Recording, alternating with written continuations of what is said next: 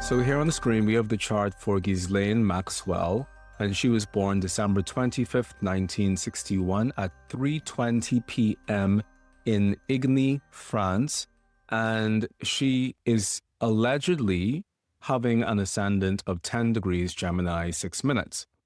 Now, the reality is I am not very sure where we got this birth time from. Apparently, it has a AA rating, which means that this is supposed to be an authenticated birth time. So we are supposed to know that she is born at 3:20 p.m. Other sources are saying that we don't know for a fact that this is her birth time, so it's speculative. When I'm faced with a chart like this where I don't know the birth time, my preference is to look at the chart from the perspective of having no houses on the screen at all. All right, so if I were looking at an untimed birth chart, this is the perspective that I would be looking at it from. And within this sort of chart, the very first thing that I'm going to do, not knowing who this person is at all, but knowing that this is the chart of a female, is I'm going to take a look at the moon. Very often within the charts of women, the moon is going to be the universal significator for that woman within her own chart. When I'm looking at a chart from the perspective of identifying who a person is via the universal significator, I am going to only be looking at the hard aspects to the planet in question. I do want to say that this isn't how I would normally start a natal chart reading, but because of the circumstances of this chart and because I don't really want to look at the 3:20 p.m. timed chart as yet, I'm going to skip a very vital set of first steps because I'm going directly for this moon. So we're going to start by assessing this moon. Here we have the moon at 14 degrees Leo in a square relationship with Neptune. When a woman has moon Neptune, this can be a combination that causes her to sensitive to the world around her and to the impacts of that world upon her than other people. When we are looking at the hard aspects to the moon within the chart of a woman, the internal identity of the moon itself is pushed to the side because the moon becomes a blank canvas. Planets are in hard aspect to her. So I'm not viewing her as a moon Neptune person. I'm viewing her as the full embodiment of Neptune. From a very early age, she may have felt herself to be very sensitive. She may have felt herself to be very vulnerable. And she may have felt herself to be thrusted into a world that was far harsher than her soul or psyche could honestly understand. And as a result of that, she may have sought out ways to protect herself, ways to guard herself from the harshness of life, and ways to fundamentally take care of herself because she may have found herself thrusted into a world that did not have the tools or the abilities to take care of her. If we view this from the perspective of the developmental arc of a villain, we could say that as a moon Neptune person, she came into a world where she felt more vulnerable than other people, but also felt this deep internal sense of herself viewing and expecting goodness from people, or expecting that people would be decent human beings. There's something central to the Neptunian character where Neptunian feels as if the world is full of nice people, or the world is going to take care of it, or the world is going to be a gentle and a loving place, and as if nobody has any ulterior motives. So when a Neptunian person finds themselves coming into this physical world, they come with this sense that the world is going to be a loving place, a kind place, a compassionate place. And they move through their interactions within the world in that sort of way, with that sort of naivety. Ultimately, it doesn't take us very long living in the world to realize that the world is a place that hurts. Even in our interactions with others, when they do not mean to hurt us, they still inadvertently end up hurting us simply by virtue of the fact that we are all trying to survive in this mortal world together. Sometimes our survival can overpower or undermine somebody else's right to exist. A person who isn't Neptunian is having a better time digesting and assimilating within themselves, because the person who is not Neptunian is just a person who is being born with a fundamental level of human toughness that allows them to organize themselves within this material plane in a much better way. When a person is born Neptunian, they don't have that fundamental layer of human toughness attached to them. As a result of that, they feel things in the world at a much deeper level and at a much harsher level than people around them who do have that fundamental layer of protection. Neptune fundamentally wants to dissolve anything that it touches. Unfortunately, when Neptune touches us, it dissolves a part of us that should already be intact, meant to help us better navigate life. We find ourselves being bombarded from all sides because we don't have a fundamental level of psychic protection to make us feel as if we are playing the same game as the other people around us.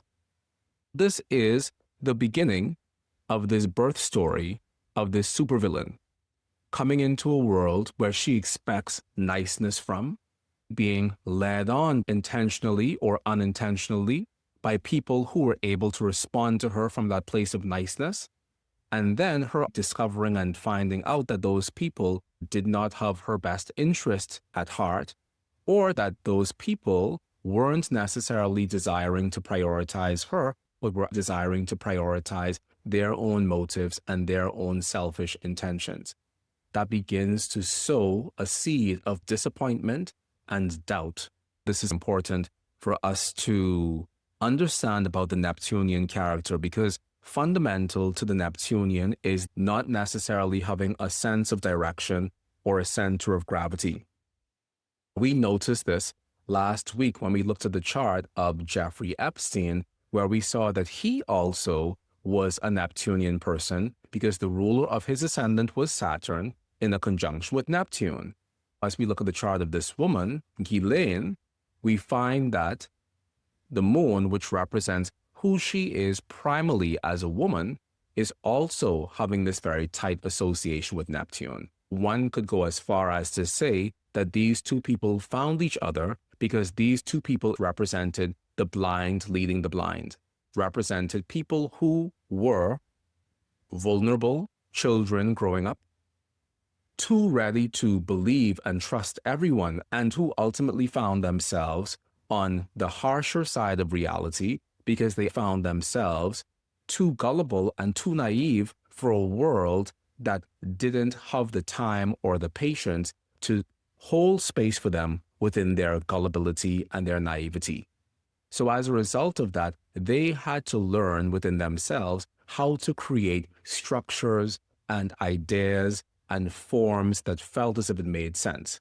We have to be mindful of the Neptunian person because the Neptunian person doesn't really have a role model. Once they find that the people who they think they could trust aren't trustable, they start to create solutions for their problems within themselves. But the challenge with the Neptunian person is that their interiority is just as nebulous as their external world.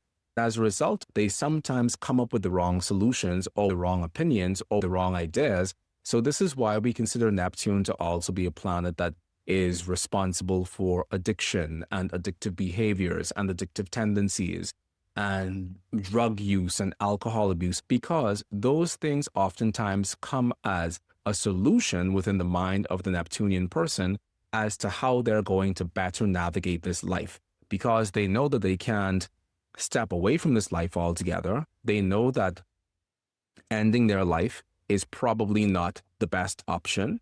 So in a world where they're prone to make challenging decisions, I think that just from a human level, they know that, okay, maybe me killing myself isn't going to be for my highest good and well-being. Maybe they have a sense of clarity. In the wake of that clarity, that they are going to stay in this world and figure it out, some of the things that they fall into doing are highly problematic. And those things represent various modes of escapism. Which brings us to another important word when we assess Neptune. The Neptunian person is someone fundamentally trying to escape reality. And they oftentimes escape reality by creating a version of reality within their mind that has no relationship whatsoever to the actual reality of what is going on around them. It's interesting that the Neptunian person has this ability to create an entire world of dreams that they 1,000% believe in. Why do they believe in these dreams? Because we have to remember that the reality that they were born into is something that they find incredulous. The reality that they were born into is something that they don't believe in, something that they have no faith in, something that they have no trust in whatsoever. Therefore, for the Neptunian person, it's easier for them to create a world within themselves and deem that world to be real than for them to actually ever look at the world around them and feel as if that world is the world that they should trust. This is something that we find within her chart. It's also something that we find within Jeffrey Epstein's chart. I spoke about this as being a signature of nihilism. And we know that nihilism is when a person does not feel as if there is any moral or religious or spiritual value in the world, and therefore they feel as if there is no meaning in life whatsoever. If we're already working from the chart of a person who feels as if there is no meaning in life, what we find is that the principles to guide the life of the person whose chart that we're looking at are based on their own internal sense of what reality should be. Even if those principles are out of step and out of harmony with what the world deems to be moralistic or ethical or truthful or an upright way to live. So these things are what we find when we assess this Neptune. Another thing that is very important about our understanding of Neptune is that when a person is truly Neptunian, they will try to gravitate towards somebody who holds the truth. This is kind of a tricky thing because on the one hand, they don't believe in anything, but there is still this deep internal yearning within the heart of the Neptunian person to find an anchor in something. This desire to find an anchor is an existential angst that exists within the heart of every Neptunian because the Neptunian person constantly feels rudderless. Even the Neptunian person who on the surface is pessimistic about life, even that person deep down within their heart is still searching for something to cling to and is still searching for someone to believe in and is still searching for somebody to represent an anchor for them. And this idea of anchoring is something that they're never going to find within themselves. Now, I'm speaking to Neptune from the worst possible manifestation of Neptune. And if you're a Neptunian person, chances are you have other things within your chart to balance and offset some of these influences. Ultimately, Neptune has no internal locus of focus within itself. It has no internal North Star, no internal GPS, no internal coordinate system. As a result, the tendency of the Neptunian person is to live in a way that is constantly expansive, constantly extending them away from themselves out into the world, far wider and far more reaching, because that is how they not only take up space, but that's also how they go after finding the person or the thing that they desire or will represent something to anchor their beliefs. Some of these people never find that person. But other people do. Sometimes, in the case of Ghislaine and Jeffrey Epstein, they find each other. Their relationship may have represented the blind leading the blind. I said that in a tongue-in-cheek fashion, but it does represent a reality within their dynamic, that the two of them could be the blind leading the blind because the two of them are looking for someone to believe in. So they both feed into each other's sense of what is real. Basically, we're talking about her Neptune situation, and we're seeing that it's quite far-reaching. Now, the last thing that I want to say about the Moon-Neptune combination is that within the case of this lady, Ghislaine Maxwell, as well as Jeffrey Epstein, they both have this very strong Neptunian influence within their charts, and they both found each other. And I think that represents the blind leading the blind, because we ultimately see that he had no sense of direction within his life just based on his own internal spiritual operating system, and neither does she. So what happens when I find somebody else who is exactly like me? What does that even look like when one Neptunian person finds another Neptunian person to fall in love with?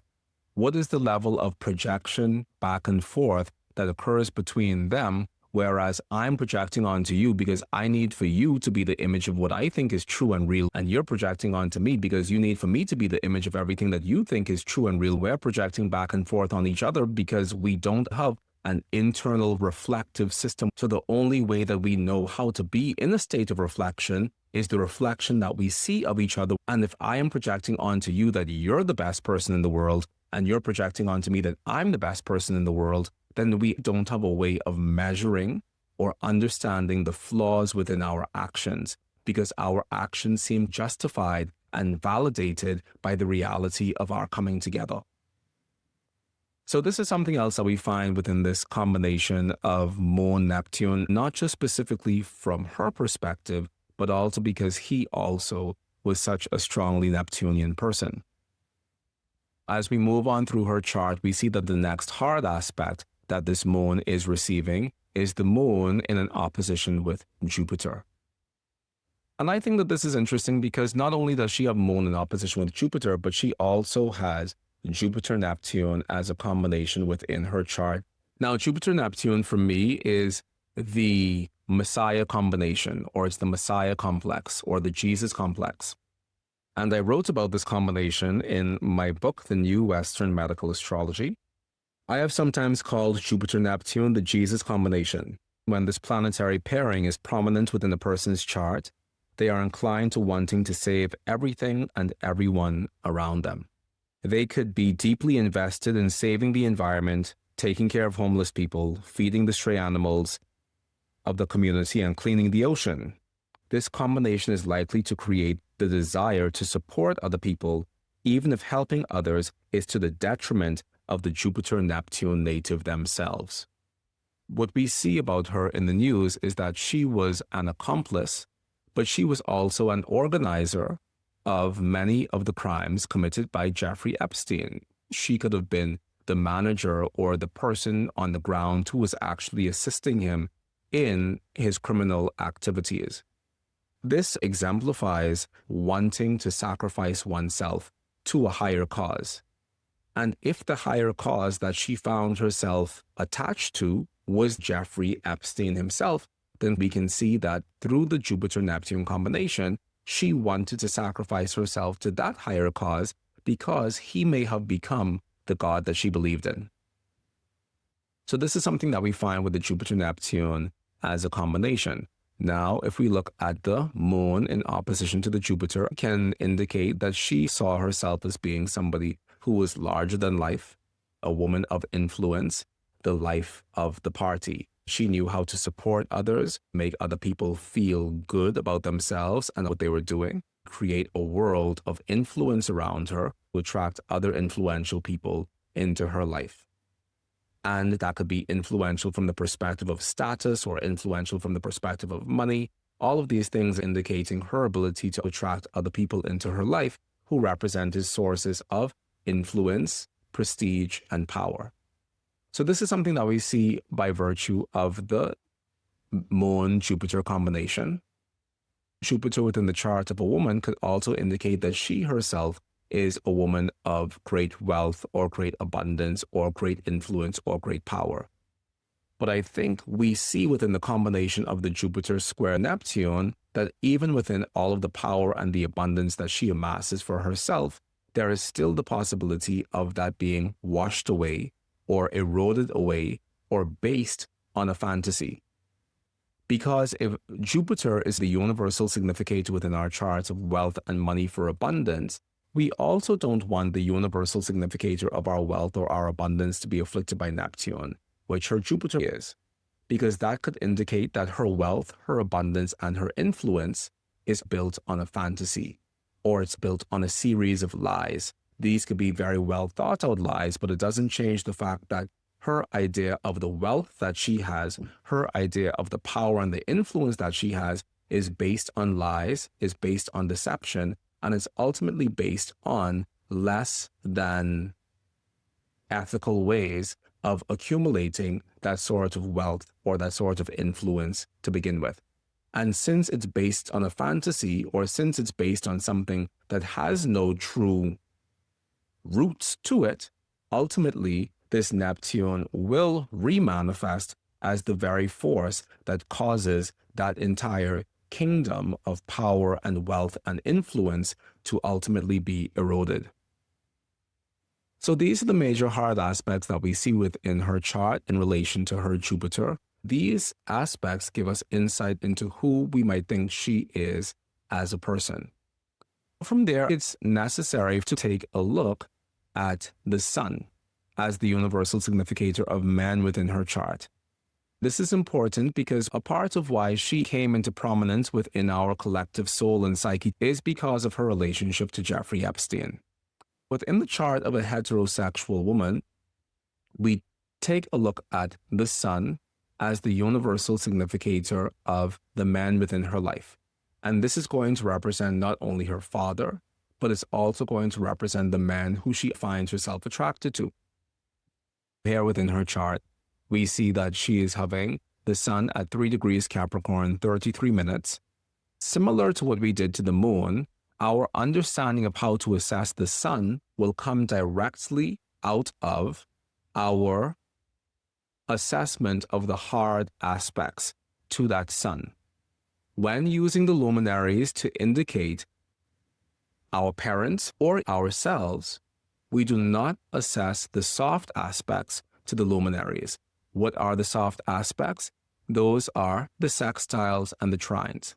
We only assess the hard aspects to the luminaries in describing the personality of the people within our lives via the Sun and the Moon. So those will be the conjunction, the square, the opposition, and we can also throw the quincunx into that. Since I use a broader realm of hard aspect combinations, we would also be looking at the semi-square, the sesquiquadrate, antitia, contra-antitia, parallels, and contra-parallels. All of these things will indicate planetary influences reflected through the personality of the person we're describing via the luminaries. So Sun-Mars is the first of the aspects that we find within this chart. Sun-Mars can indicate to us that she is attracted to masculine men. Sun-Mars is a combination that I have historically said reminds me of Johnny Bravo. Johnny Bravo was a cartoon in my youth about this very ripped Elvis Presley-like dude who all the girls were in love with. He represents a masculine man, our stereotypical understanding of what the masculine man is, a man in complete embodiment of pure masculinity. He is the Tarzan in search of his Jane. He is the pure embodiment of testosterone and man. And so when we see this combination in a woman's chart, it can indicate that is the sort of man that she's attracted to. Somebody who is ambitious, somebody who is self-motivated, somebody who is going places, somebody who has a firm sense of who they are within the world and a firm sense of the ground beneath their feet.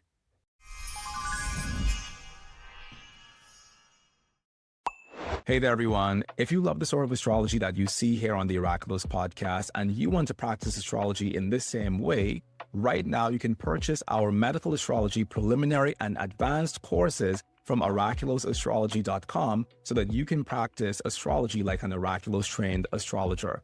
In these courses, I teach you everything that I know about medical astrology so that you can begin practicing not only medical astrology, but also so that you can take your first steps in practicing natal astrology just as if you were trained directly by me.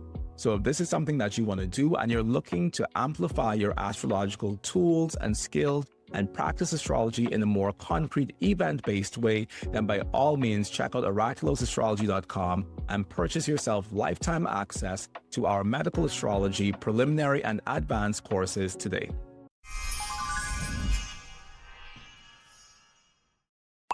Now, we know that Jeffrey Epstein, not only did he have Venus-Mars as a planetary pair within his chart, but he also had his natal sun in a semi-square relationship with Mars, which means that he himself was the Sun-Mars.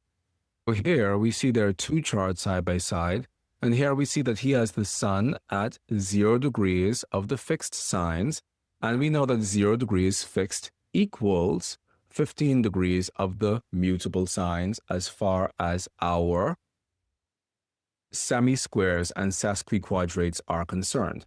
So he has his sun in a very tight semi-square relationship with Mars, which is saying that he himself, since this is his own chart, is representing the macho man. He himself is representing the man standing in the fullness of his masculinity and his power. He himself is representing the man who is action-oriented, self-motivated, independent, someone who is going places. So we see within their two charts that exactly who he is exactly who she was destined to find within this lifetime. Because in the same way as he is manifesting as Sun Mars, the men who she is gravitating towards in general are men of a Sun Mars nature. Now, what else do we find within Mars? Mars is the god of war. And by extension of war, Mars is the god of plundering and killing and stealing and exercising all of those tendencies as a means of feeling a sense of power over others, because that's something that's very fundamental to Sun Mars. Sun Mars is the original author of this idea of having power over others, because Mars represents our right to survive in this world. And when a person is operating from their Mars, they aren't necessarily thinking about how their actions impact. And before they find themselves on the more challenging end of life, they will create the challenges that others face. And it's interesting when a person is Martian, and when a person is Martian in a diabolical way, as we must admit that Jeffrey was Martian in a diabolical way. It's so interesting that when a person takes on Mars at that level, that person has a mind of a wartime tactician. That person has the mind of somebody who is tactical in every single thing that they do.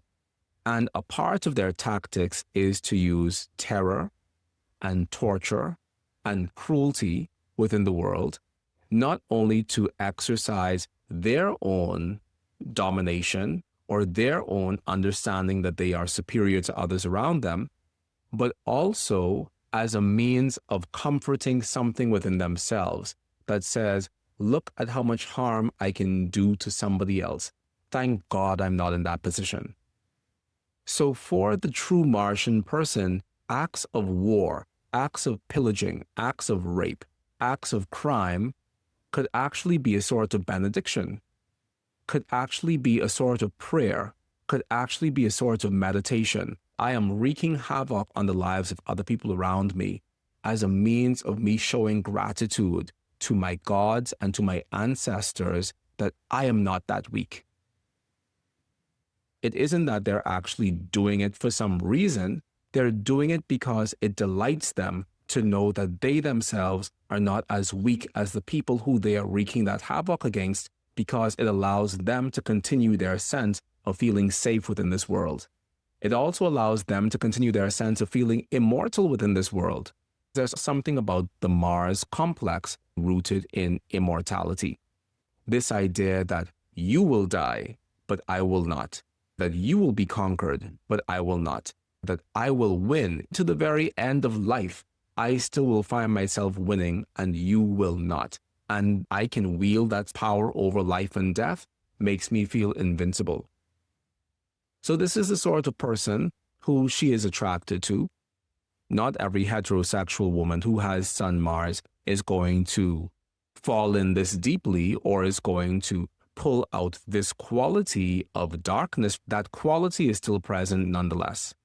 Because the Sun-Mars man is going to be the angry man, the assertive man, the sexy man, the 50 Shades of Grey man, the man who can do everything to you that you ever dreamed or imagined, but also the man who is probably going to roll you over with his car if you say the wrong thing to him, or if he even thinks that you're being unfaithful to him. So it represents this complex, and it doesn't matter some John Doe up the road. The reality is the Sun-Mars has within it this tendency towards the ambitious man, but also towards the man who needs to win at all costs. I said this the other day about Jeffrey Epstein's chart, because within his chart we find that he also has the combination of Sun-Venus. And within her chart, we find that the men who she's attracted to are Sun-Mars men, but they're also Sun-Venus men. And so this is a match made in hell. And we would never notice that she has the combination of Sun-Venus within her chart. She has the Sun at 23 degrees south, 23 minutes of declination, and Venus at 23 degrees south, 20 minutes declination. So there's a 3-minute orb between the Sun and Venus by declination, which is also going to be descriptive of the man who she finds herself attracted to. Jeffrey needs no declination to be the mirror through which we assess his Sun-Venus connection, because he also has the Sun-Venus within that same configuration. So Jeffrey Epstein is a Sun-Mars person, but also a Sun-Venus person. Similarly, within the chart of Ghislaine Maxwell, we find that she also is attracted to Sun-Mars men by virtue of the corporal conjunction we see between the two of them here, as well as Sun-Venus men by virtue of the conjunction by declination that we see over here. A Sun-Venus man is a man who is sweeter than honey. And by virtue of him knowing that he is sweeter than honey, he knows how to lay a web for you to slip in and fall in and joyfully, happily, and ecstatically drown in. The Sun-Venus man is a man like a Venus flytrap. He might be very physically beautiful, but what he lacks in physical beauty, he makes up for in charm and raw magnetism. And so we see that within her chart, she has the combination of her being attracted to a Sun-Venus man, a man who is charming, who is beautiful, and who knows how to say and do all of the right things in order to attract people around him to be in his world. This is what we see from her chart. When we go to his chart, we see the exact same thing. And he himself is the Sun-Venus man, with Venus in a semi-square relationship with the Sun. And this is corroborating this idea that he knew that he was a Venusian type. He knew that he was a Venus flytrap. He knows that it's easier to attract people with honey than with vinegar. And so he knew that this was a part of his superpower. Now, we see that he is a Sun-Venus person and a Sun-Mars person. When a man is both Sun-Venus as well as Sun-Mars, he will lead you into his life via the Sun-Venus first. He is going to lay out a world in the front of you that is of the nature of Sun-Venus. You're going to know and feel beautiful and loved, and so much affection and so much warmth and so much goodness within yourself and so much opulence within yourself as a result of that. And then he's going to turn around and show you who he really is as a Sun-Mars person. This is something that we also find within the chart of Donald Trump, because Donald Trump is both a Sun-Venus person as well as a Sun-Mars person. So before showing you his fangs, before showing you the parts of him that are associated with the god of war, he's going to show you the parts of him that are born from the foam of the ocean, like the goddess of love herself. And you fall in love with that, and you become completely enamored by that. And then, once you've completely settled into the shape of this new love that you found for this person, he pulls out the fangs, and you realize that this person was always a wolf in disguise. And so that's what we have here within the chart of Jeffrey Epstein. And we see that within the chart of Ghislaine in terms of what she is desiring and what she is naturally finding herself attracted to. And this could also indicate that this is what she found in terms of her father and her relationship with her father. Her father might have been a violent man. Her father might have been a man's man. He might have been the mechanic getting his hands dirty. He could have been a man at war. He could have represented these things that represented her ideal sense of masculinity. So when she found these within a partner, someone like Jeffrey Epstein, who had these elements of her father, this element of being a man at war, but also a man deeply cultured by the world via the sun Venus, she could not help but fall in love with this person because he represented the exact embodiment of everything that she looks for within a male partner, which is probably what she also first saw through her father as a human being within the world. Now, the final aspect that we see occurring to this sun is we see that she's also having Mercury in a conjunction with the sun. And actually what she has is the sun standing on the Mercury-Mars midpoint.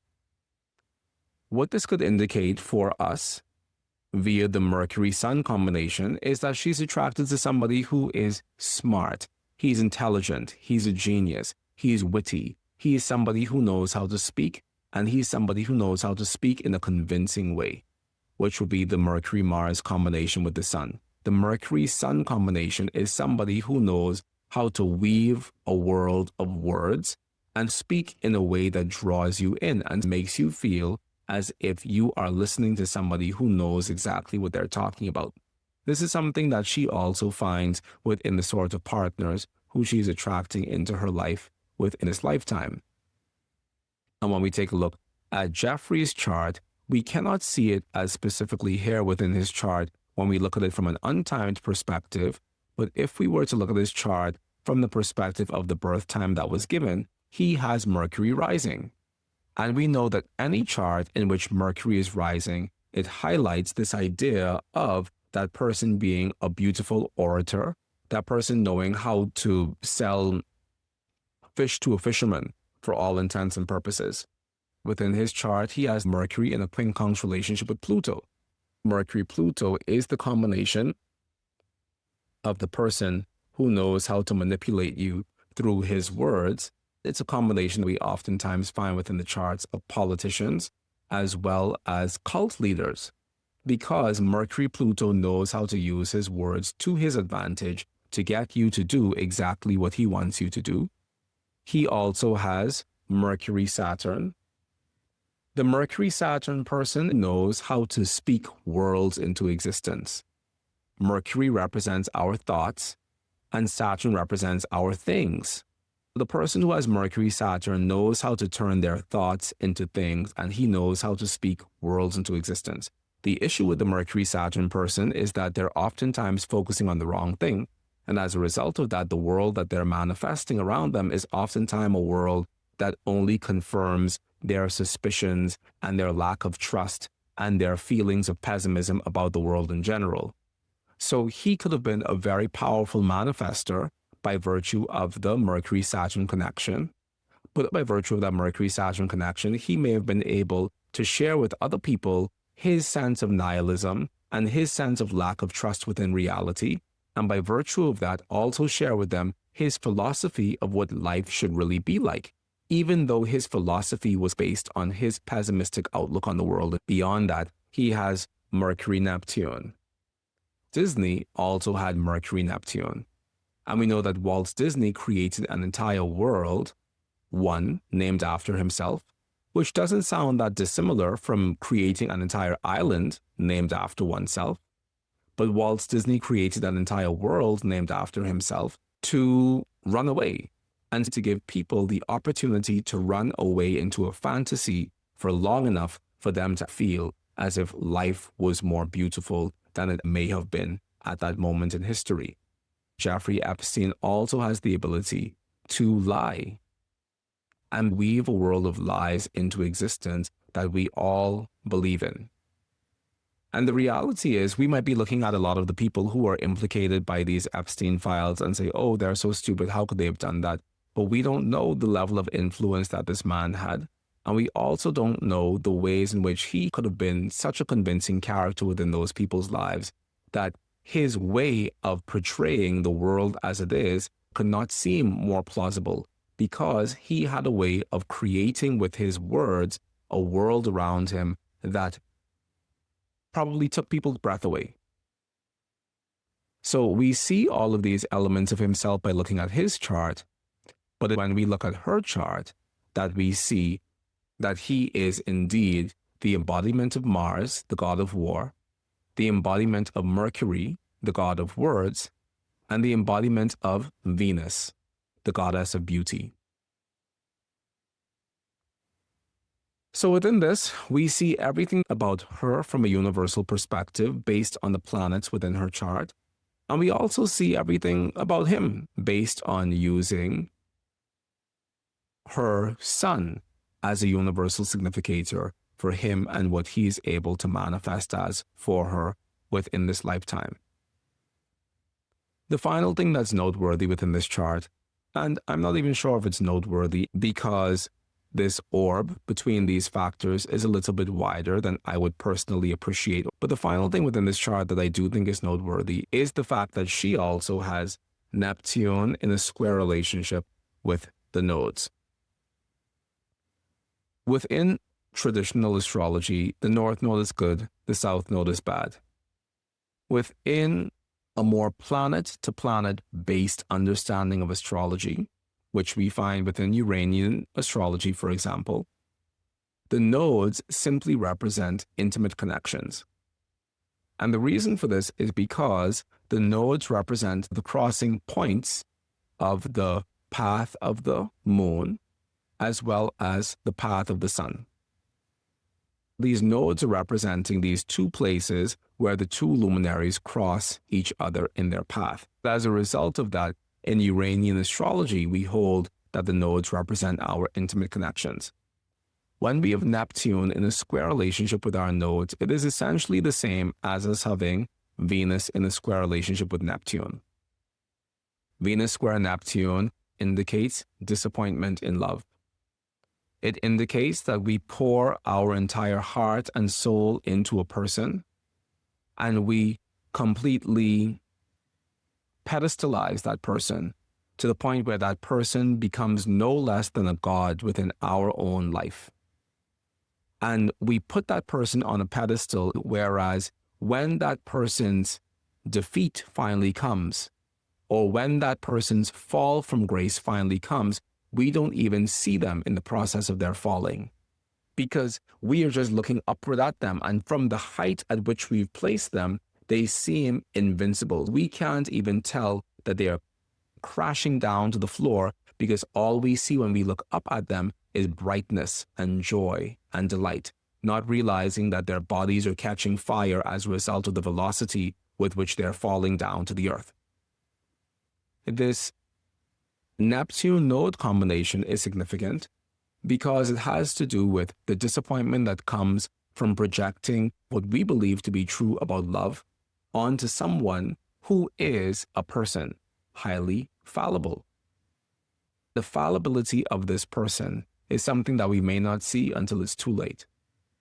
When, after we have invested all of our joys into that person ends up manifesting as ashes within our mouth. And so I think within this chart, we see a very real example of all of the ways in which this woman may have oriented herself and may have built herself up within this lifetime. And we ultimately see the man who she would have found herself attracted to in this lifetime. And by extension of that, we see the way in which she would have put him up on a pedestal because of everything that he represented for her. He may have represented everything that was strong and masculine within the world, feelings that she may not have felt within herself. Within his own chart, he has the combination of the moon in a contra-parallel relationship with Neptune. And so within his own chart, when he looks at women, he sees them as being weak. Within his own chart, when he looks at women, he sees the embodiment of his mother who may have sowed a seed of weakness within him. And as a result of that, as he looks at his father as the Sun-Mars person, he sees strength. And as he looks at his mother as the Moon-Neptune person, he sees weakness, and he may despise her for that. And he may absolutely hate her for that. And so who does he end up attracting into his life as his main accomplice? Another Moon-Neptune person. And in as much love as he might have given her as his accomplice, as his primary aid within his criminal activities, he also may have hated her deeply.